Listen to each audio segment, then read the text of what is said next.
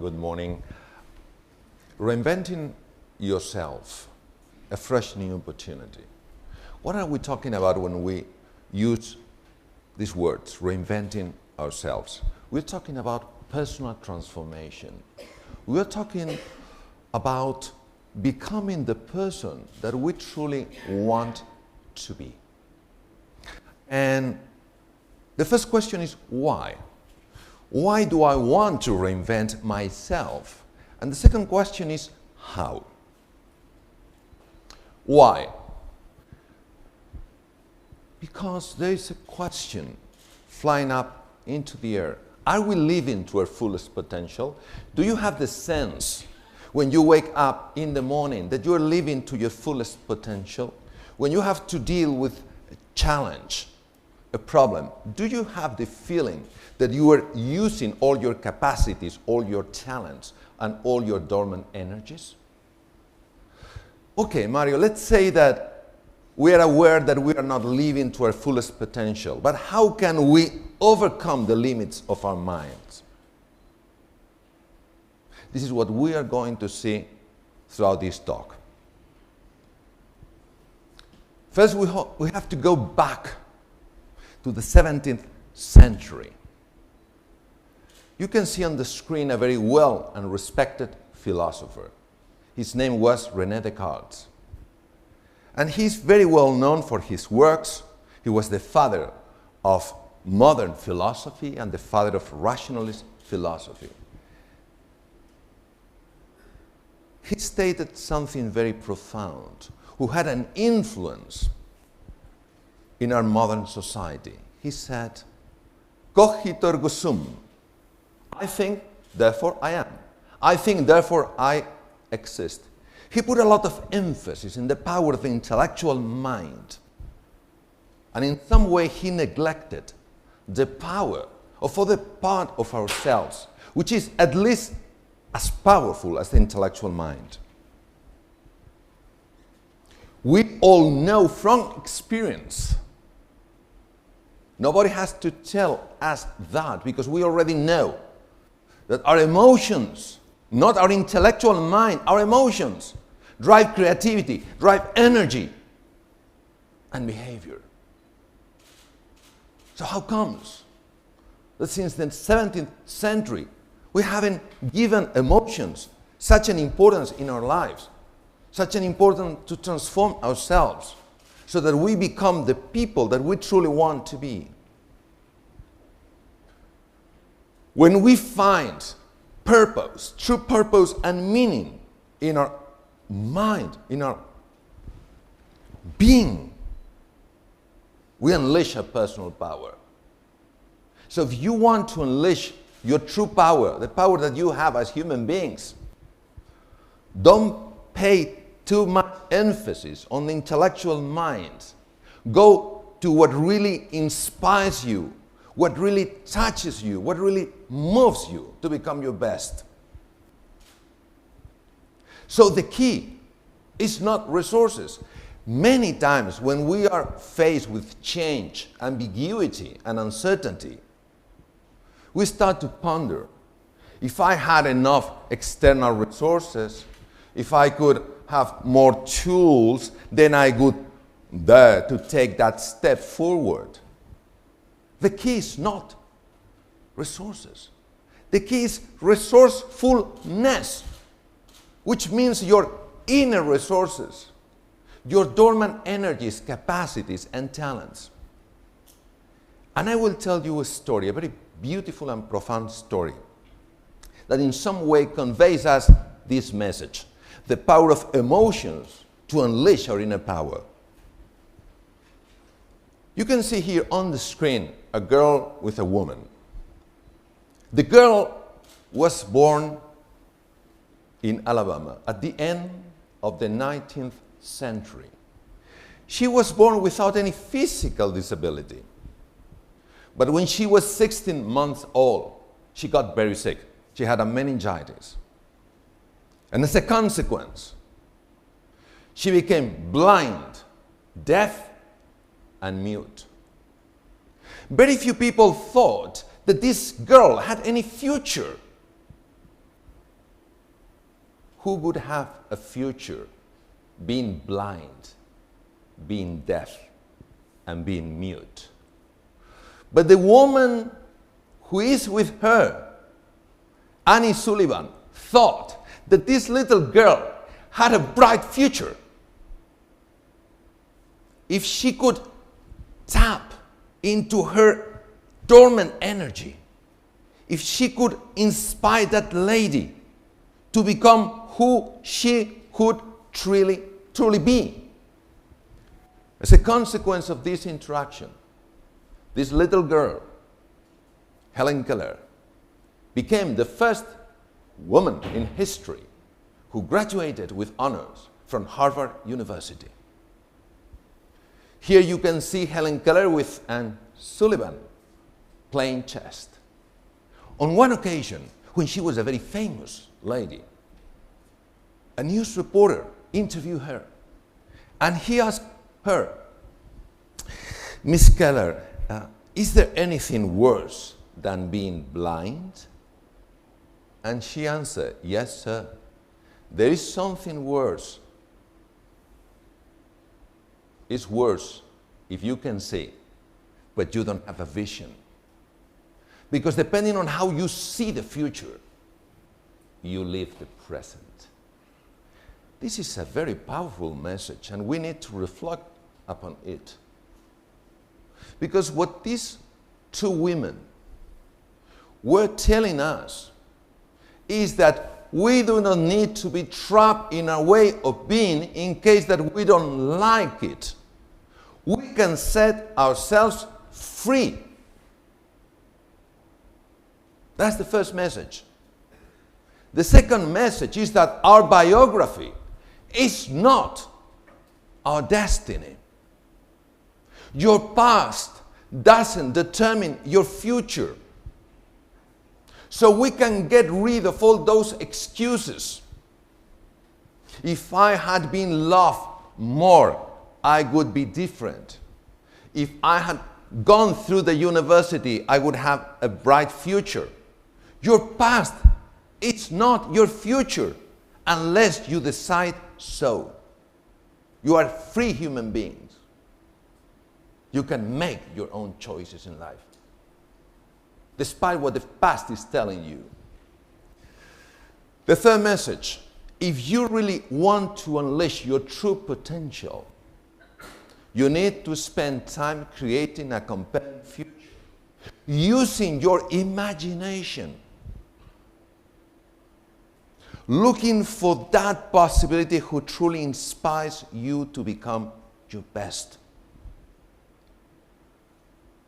Once, many years ago,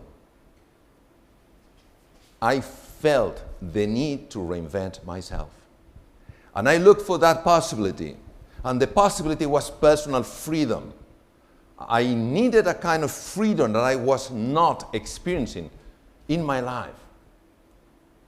And that possibility truly inspired me, touched my heart, moved my action. And I know how many windows have opened in my life because I decided to create that possibility within my heart. So, if we summarize what we have seen already, we can say that the future is not something we enter. The future is something that we create, using the power of our imagination, using the power of our commitment, being courageous in life, allowing ourselves to be inspired by who we truly could become. I know from my own experience, it is quite difficult to leave our comfort zone because it gives us a sense of security, of stability. And when we look beyond that comfort zone, we only see darkness. We only see fear, confusion.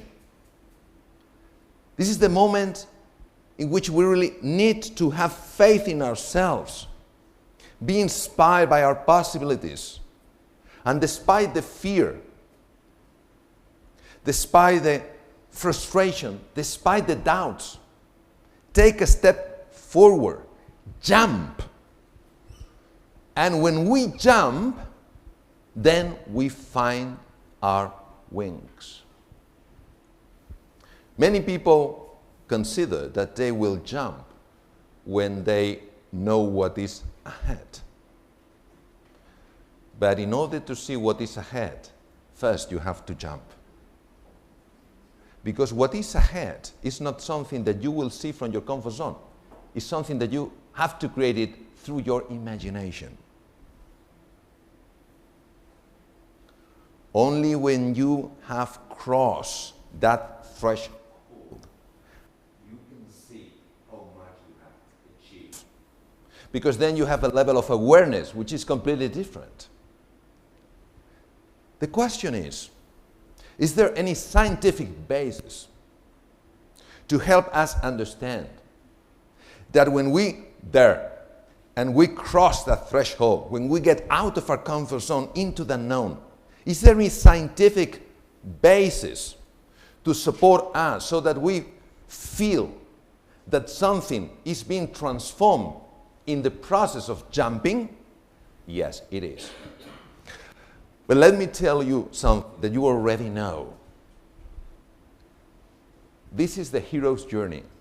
Whenever you leave your fears, whenever you leave your doubts, whenever you find the courage within yourself to cross that threshold, you're starting your hero's journey. And here you see a human brain. We know, because we have very powerful neuroimaging techniques, that when we have the courage to cross the threshold, because we're inspired by a possibility, we are seeing in our mind's eye our dream. Despite the fact that we feel the fear, the frustration, the sense of being lost, there are so profound changes in the brain. For instance, it has been shown that when we feel that inspiration, that thrill coming from our dream, despite the fear and despite the doubts, there is an increase in the blood flow of the prefrontal cortex of the brain. You see here some of the arteries of the prefrontal cortex. It means, in plain words, that we analyze much better, that we become more alert, that we learn faster, and we are more creative. This is the activating reticular system, which is in the middle of the brain. When we have faith in our possibilities, when we are inspired by those possibilities, despite the fear and despite the doubts, this part of the brain works much more effectively. It means that you see much more, that you are less distracted, that you make little mistakes, not huge mistakes, because you can see more. But if there is a person in the whole history of humankind who has shown us the power of believing in our dreams, of taking that step forward into the unknown, inspired by that dream, by that possibility, that person is Santiago Ramón y Cajal. He won the Nobel Prize in Physiology and Medicine in 1906 for his amazing discoveries of the neurons. And he said, all human beings can become, if they truly want, sculptures of their own brain. Many people thought when he said those words that he was speaking metaphorically. He wasn't speaking literally. He couldn't demonstrate it because he didn't have at that time the technology which is needed in order to demonstrate his findings. But let me explain to all of you what he found. These are some of his wonderful drawings. He found something very peculiar on the dendrites of the neurons. Those tiny structures that he called spikes. And he thought that when you really embark yourself in this hero's journey, the number of spikes would increase. Those spikes are needed in order to create new connections with other neurons, what we call synapses. Synapses take place at the level of the spikes. So what Santiago Ramón y Cajal discovered was that when we are inspired, touched, and moved by a possibility, and we there to take a step forward and to cross that threshold, when we get out of our comfort zone, the neurons start to connect in a different fashion, which means that you become smarter, you become more intelligent. There is also another finding which is much more recent. It was the result of a collaboration between the Karolinska Institute and the Salk Institute in San Diego. These are stem cells located within the brain, in the cavities of the brain. It has been shown that when you take that step forward, when you cross that threshold of your comfort zone, when you are inspired by your possibility, those stem cells migrate from the ventricles, the cavities of the brain, into the hippocampus, which is a structure essential not only to learn, essential not only to fight against your fear, but also it's a structure that can rewire your brain, can transform your own identity. So we can reinvent ourselves. Every day is a fresh opportunity to do so. Here you have some stem cells in the hippocampus which are being transformed into new neurons. So today I have a proposal for all of you. The proposal is the following one.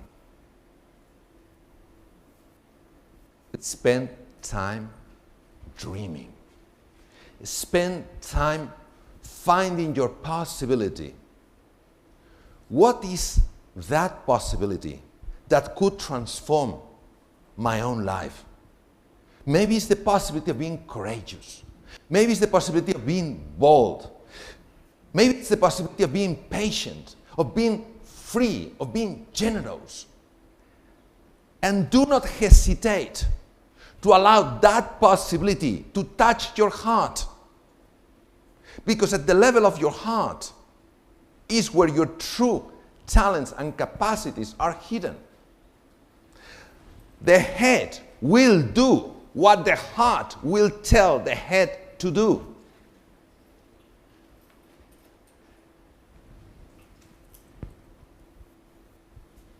Remember the hand. Your possibility. Commit to your possibility. If your possibility is not a priority, it will not have any power on you. Every day we have to do something to make that possibility real in our lives. A little step. Plan, a little plan. You don't have to create a wonderful, a huge, a perfect plan. A little plan, small plan. Act according to that plan. Learn from the mistakes and improve. Think big. You deserve to think big. You deserve to have a good life. You deserve to make your dreams real.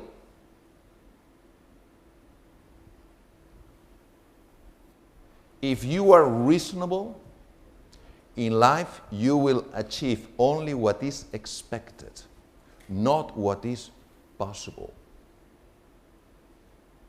Be unreasonable. All the people who made their dreams true were unreasonable. They were not reasonable. They were unreasonable. They threw their heart and the rest followed. Your heart has an inner wisdom. But we think that all the wisdom is up in our heads. Ask yourself two questions. The first one is a well-known question, and it's very powerful. But do not answer those questions with your intellectual mind. Allow your whole being to be surrounded by the question. Let that question go right to your heart. The first one is, what would I dare to do if I knew that I could not fail? We know this question. We have seen this question several times. Why? Because it's so powerful.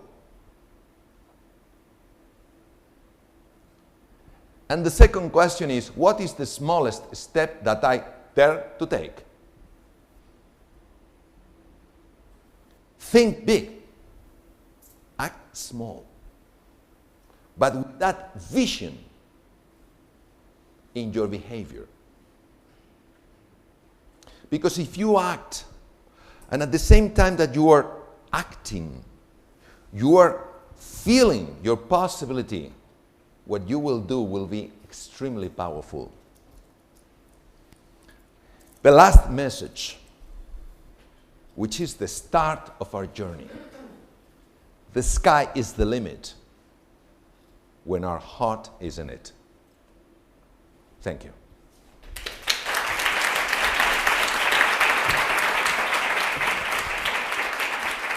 Thank you.